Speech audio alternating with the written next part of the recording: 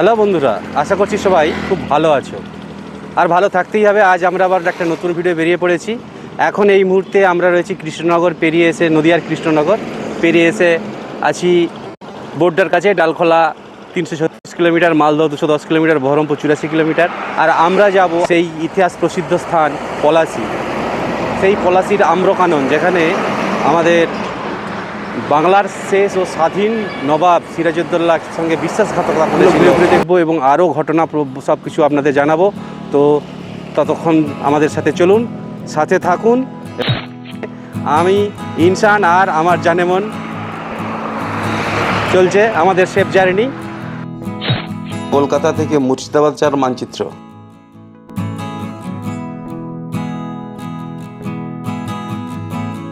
কিভাবে আসবেন পলাশি? কলকাতার শিয়ালদহ রেলওয়ে স্টেশন থেকে উত্তরবঙ্গগামী যে কোনো ট্রেন অথবা লালগোলাগামী যে কোনো ট্রেনে আপনি উঠে পলাশিপাড়া স্টেশনে নেমে পড়বেন। ওখান থেকে টোটো করে আপনি পলাশি মনুমেন্টে পৌঁছতে পারবেন। ভাড়া 15 টাকা নেবে। এছাড়াও সড়ক পথে কলকাতা থেকে NH 34 ধরে শিলিগুড়ি যাওয়ার রাস্তায় আপনি পলাশি পেয়ে যাবেন।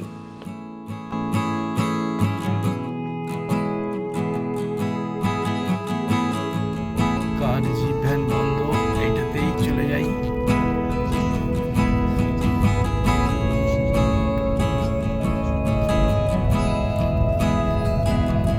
এইখানে আমাদের যাওয়ার জন্য একবারে টোল ট্যাক্স লেগেছিল 100 টাকা।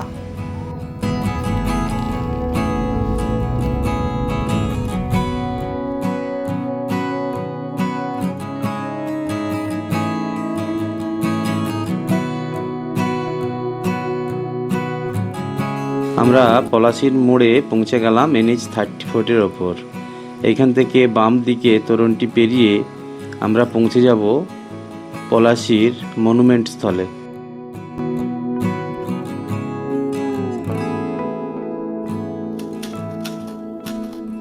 এইটি হলো পলাশির যুদ্ধক্ষেত্রের মানচিত্র। বিখ্যাত পর্তুগিজ ঐতিহাসিক বাক্সার পলাশি যুদ্ধকে গুরুত্বর দিক থেকে পৃথিবীর সেরা যুদ্ধগুলোর অন্যতম মনে করেন। একটি পর্যায়ে ইংরেজরা নবাবকে উৎখাতের সিদ্ধান্ত নেয় এবং সৈন্যবাহিনী নিয়ে মুর্শিদাবাদের পথে অগ্রসর হয়। সিরাজ ও তার বাহিনী নিয়ে পলাশির পথে অগ্রসর হন। 23শে জুন সকাল 8টার দিকে যুদ্ধ শুরু হয়। ইংরেজদের বাহিনীর তুলনায় নবাবের বাহিনীর আকার অনেক বড় হলেও মির্জাফর, ইয়ার লতিফ এবং রায় দুর্লভের অধীনস্থ প্রায় 2/3 সৈন্য নিষ্ক্রিয় হয়ে দাঁড়িয়ে থাকে।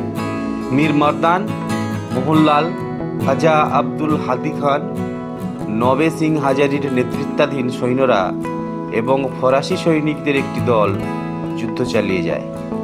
ক্লাইভ যুদ্ধ ধারণের চেয়ে বেশি প্রতিরোধের সম্মুখীন হন। যুদ্ধ চলাকালে বৃষ্টিতে নবাব এবং ফরাসিদের কামানের গলায় ব্যবহৃত গান পাউডার ভিজে ব্যবহারের অযোগ্য হয়ে পড়ে, কিন্তু ইংরেজরা তাদের গান পাউডার সুরক্ষিত রাখতে সক্ষম হয়। জানা যায় ক্লাইভ দিনে যুদ্ধ চালিয়ে রাতে পালিয়ে যাওয়ার পরিকল্পনা করেছিলেন, কিন্তু যুদ্ধের এক পর্যায়ে বেলা 3টার দিকে কামানের গলার আঘাতে মীরমদন নিহত হলে নবাব ভেঙে পড়েন এবং মির্জাফরের কাছে পরামর্শ চান। মির্জাফর নবাবকে যুদ্ধ বন্ধ করে পরবর্তী দিনে নতুন উদ্যমে যুদ্ধ করার পরামর্শ দেন। মোহনলালের প্রবল আপত্তি সত্ত্বেও নবাব যুদ্ধ বন্ধের নির্দেশ দেন। নবাবের সৈন্যরা পিছু হটে আসে। মির্জাফরের বার্তা পেয়ে ইংরেজরা নবাবের অপ্রস্তুত বাহিনীর ওপর হামলা চালায় এবং যুদ্ধে জয়লাভ করে। ফলে প্রায় 200 বছরের জন্য বাংলা স্বাধীনতা হারায়। প্রতি বছর সেজন্য 23শে জুন পলাশি দিবস হিসেবে পালিত হয়। 1757 সালের এই দিনে পলাশির প্রান্তরে রবার্ট ক্লাইভ, জাফর, রায় দুর্লভ, ইয়ার লতিফ চক্র এই কালো দিবসের জন্ম দেয়। ঘৃণিত কলঙ্কজনক এই প্রসাদ ষড়যন্ত্রের অধ্যায় সৃষ্টির পেছনে জড়িত ছিল বিশ্বাসঘাতক জগৎ শেঠ, মাহতাব চাঁদ, উমিচাঁদ, মহারাজা স্বরূপচাঁদ, মহারাজা কৃষ্ণচন্দ্র, রায়দুর্লভ, মির্জাফর, ঘসেটি বেগম, রাজা রাজবল্লভ, নন্দকুমার প্রমুখ কৌশলী চক্র। এই স্বার্থান্বেষী ষড়যন্ত্রীদের প্রথম শিকার ছিল স্বাধীন ভারতের শেষ স্বাধীন নবাব সিরাজউদ্দৌলা এবং তার বিশ্বস্ত সেনাপতি মীর মদন ও প্রধান আমাত্য মোহনলাল কাশ্মীরি। 23শে জুন পলাশির প্রান্তরে নবাব সিরাজউদ্দৌলা ও লর্ড ক্লাইভের মধ্যে এক যুদ্ধ নাটক মঞ্চায়িত হয়। এতে নবাব বাহিনীর পক্ষে সৈন্য সংখ্যা ছিল প্রায় 65,000 এবং ইস্ট ইন্ডিয়া কোম্পানির পক্ষে ছিল মাত্র 3,000। যুদ্ধের ময়দানে নবাব সিরাজউদ্দৌলার প্রধান সেনাপতি মির্জাফর ও তার অনুসারী প্রায় 45,000 সৈন্য নীরব দর্শকের ভূমিকা পালন করে। ফলে যুদ্ধের স্বাধীনতার সপক্ষ শক্তির পরাজয় অনিবার্য হয়ে দাঁড়ায়। ইস্ট ইন্ডিয়া কোম্পানি তাদের সেবাদাসদের সাহায্যে এইভাবে বাংলায় আধিপত্য প্রতিষ্ঠা করতে সক্ষম হয়। এরপর সাম্রাজ্যবাদী শক্তি দীর্ঘ 190 বছর এদেশে শাসন শোষণ করে, কোটি কোটি টাকার অর্থ সম্পদ ইংল্যান্ডে পাচার করে। বাংলাদেশ থেকে লুটকৃত পুঁজির সাহায্যে ইংল্যান্ডে শিল্প বিপ্লব ঘটে, আর এককালের প্রাচ্যের স্বর্গ সোনার বাংলা পরিণত হয় শ্মশান বাংলায়, স্থান পায় বিশ্বের দরিদ্রতম দেশে। এই যুদ্ধে রাজনৈতিক ফলাফল ছিল ধ্বংসাত্মক ও সুদূর প্রসারী। এই যুদ্ধে জয়ের মাধ্যমে ধীরে ধীরে বাংলা ব্রিটিশদের অধিকারে চলে আসে। বাংলা অধিকারের পর ক্রমান্বয়ে ব্রিটিশরা পুরো ভারতবর্ষ এমনকি এশিয়ার অন্যান্য অংশে নিজেদের দখল নিয়ে আসে। পলাশির যুদ্ধের এই নৃশংস ও কলঙ্কজনক ঘটনার মাধ্যমে কলকাতা কেন্দ্রিক একটি নতুন উঠতি পুঁজিপতি শ্রেণী ও রাজনৈতিক শক্তির উত্থান ঘটে। ইংরেজ ও তাদের এদেশীয় দালাল গোষ্ঠী দেশবাসীর ওপর একের পর এক আগ্রাসন চালায়। ফলে দেশীয় কৃষ্টি, সংস্কৃতি ও সামাজিক জীবনে ব্যাপক বিপর্যয় নেমে আসে।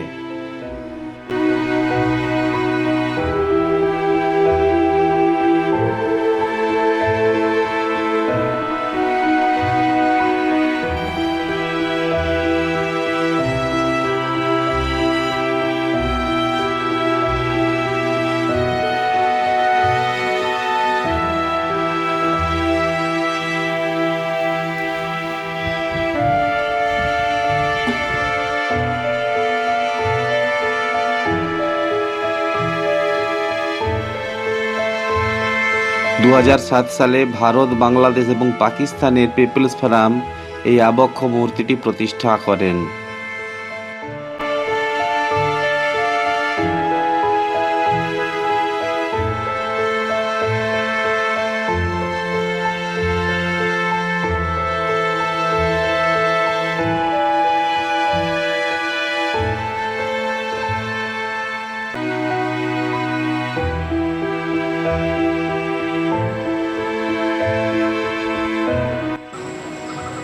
তো বন্ধুরা, এই হচ্ছে সেই পলাশির আম্রকানন। এই আম্রকাননেই ঘটেছিল আমাদের বাংলার পরাধীনতা।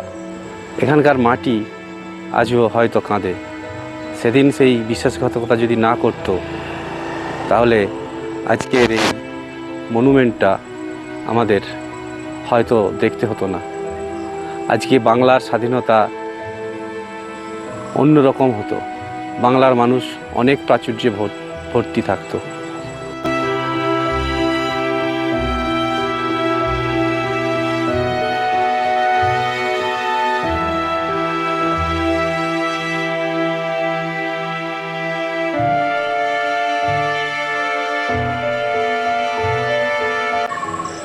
(1757) থেকে আজ পর্যন্ত অনেক নদীর জল বয়ে গেছে পাশের ভাগীরথী নদী দিয়ে, কিন্তু সেদিনের সেই বিশ্বাসঘাতকতা যদি না হতো, আজকে আমাদের বাঙালি জাতি আরও অনেক সমৃদ্ধ হতো।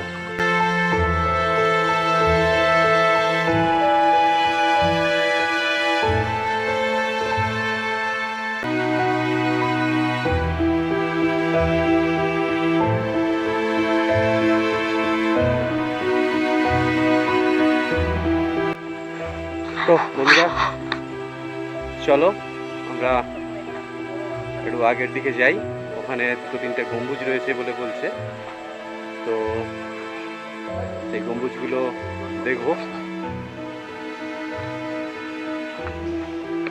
আমবাগান, এই যে জঙ্গল, এই যে অবস্থা, এখানে বাড়ি টাড়ি রয়েছে, যে নদী বোধহয় ওই দিকটাতে।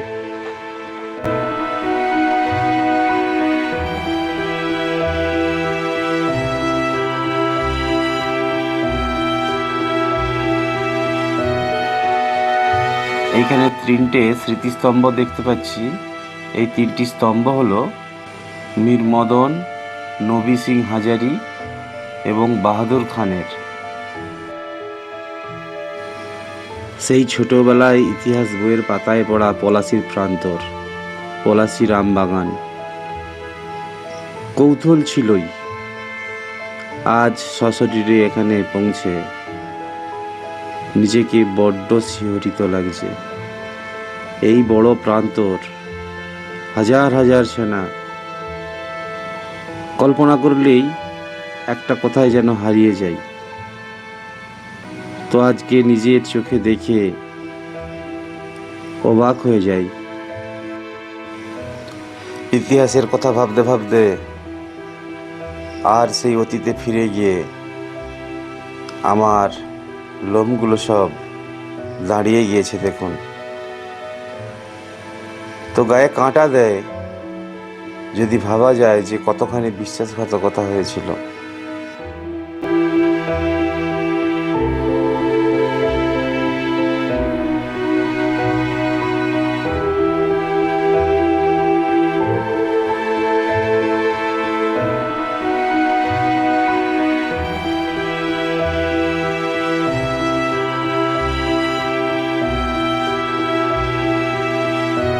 পলাশি মনুমেন্টের ঠিক পেছন দিক থেকে ছবিটা তুলে ধরেছি।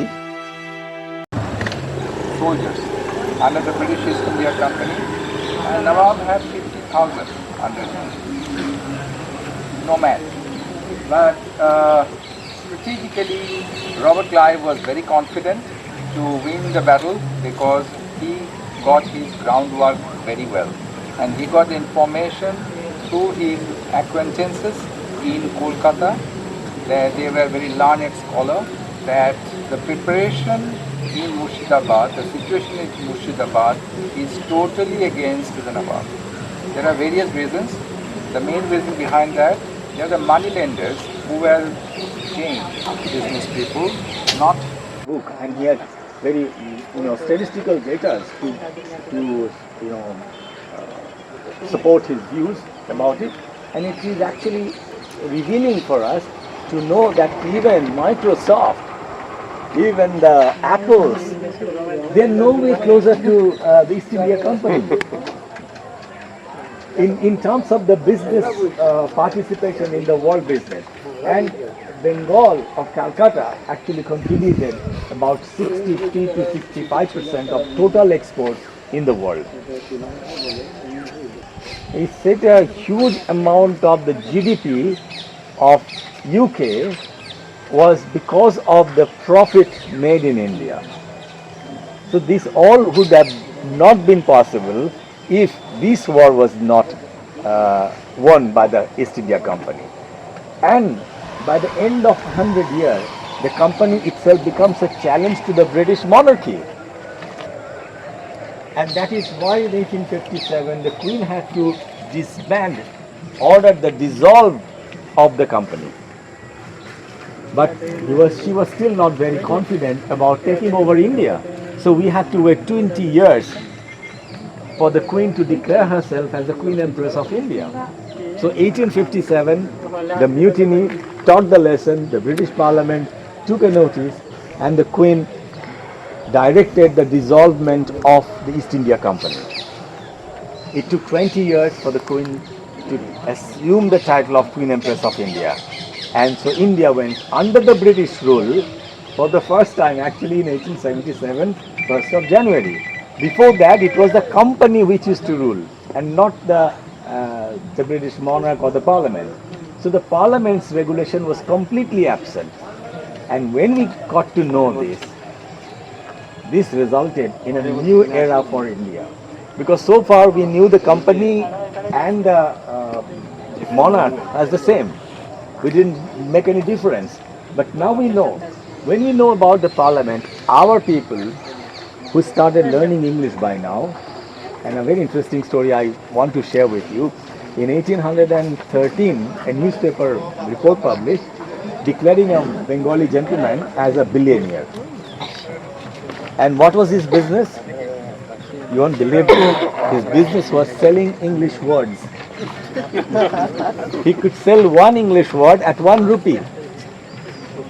And it was said that if you learn about 70 English words, you can get a decent job in the company and get a 10 rupees a month salary. But this is not the salary which people learned English for. They would actually want to be a part of the company. They earn a guaranteed 10 rupees per month, and also they could supply to the company and work as their procurement agent. And by working as an agent, they can earn huge amount of commissions. So they can start earning from the first month, they could start earning anything between 50 to 60 rupees a month.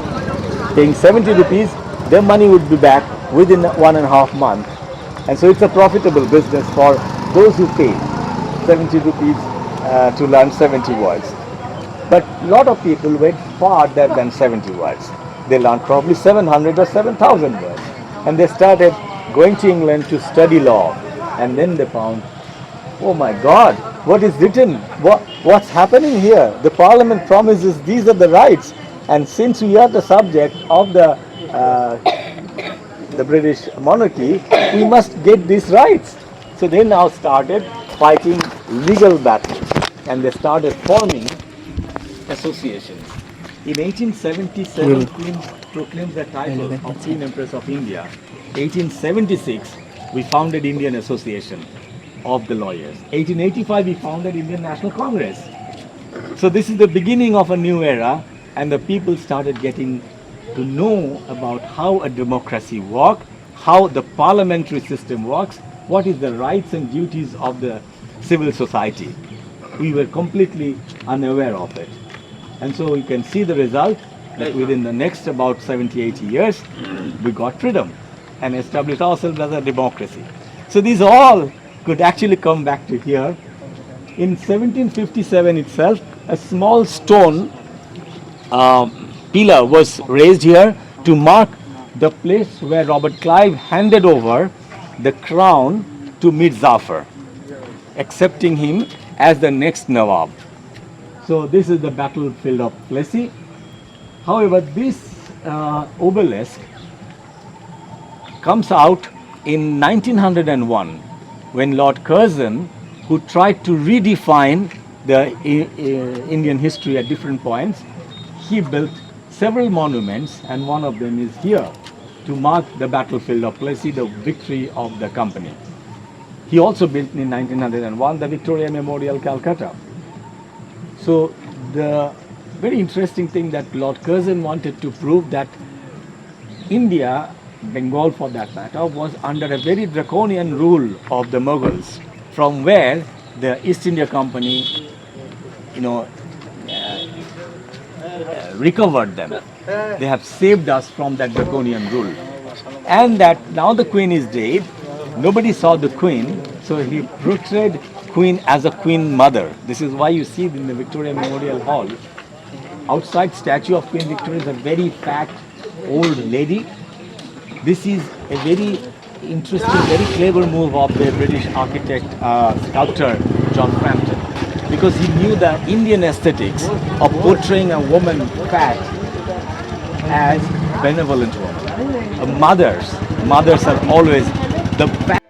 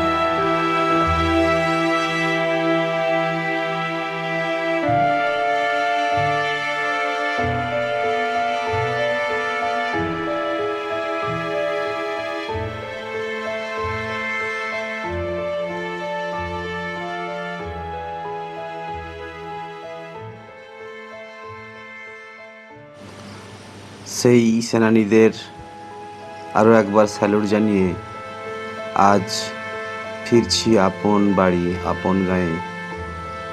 মনটা হয়তো ভারাক্রান্ত হয়ে থাকবে, এখানেই পড়ে থাকবে সেই দিনের কথা চিন্তা করে, কিন্তু বাড়ি তো ফিরতেই হবে। এখন হয়তো সেই আম বাগান নেই, কিন্তু বর্তমানে রাস্তার দুদিকে যে আমের গাছগুলি সারি দিয়ে লাগানো রয়েছে, দেখলে চোখ জুড়িয়ে যায়, মনটা অনেকটাই ভালো হয়ে যায়। তো চলুন, আবার অন্যদিন অন্য কোনো ব্লগে আপনাদের সাথে দেখা হবে। আজ এই পর্যন্তই। ততদিন সুস্থ থাকুন, ভালো থাকুন।